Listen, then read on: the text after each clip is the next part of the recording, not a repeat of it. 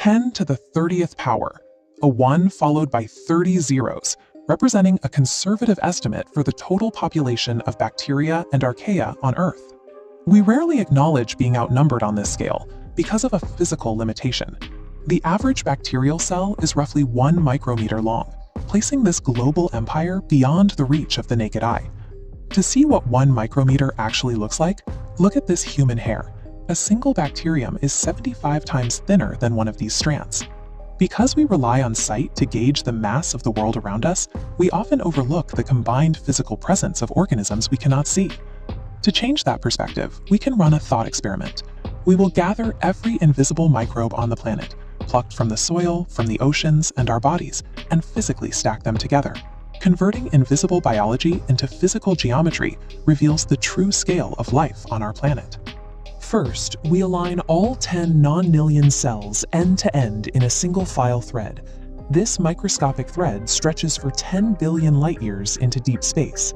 Despite its length, the thread remains 1 micrometer thick, meaning it would be entirely invisible to anyone looking at it from the side.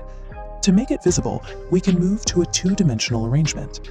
We take that 10 billion light-year thread and repeatedly loop it over itself to build physical density. If we did this, the bacterial thread would wrap around the circumference of the Milky Way galaxy more than 20,000 times. By compressing those loops, Earth's invisible biology creates a 2-centimeter wide ribbon that could encircle our entire galaxy and be seen with the naked eye. Terms like light years and galactic circumferences can feel as abstract as the microscopic world they are meant to illustrate.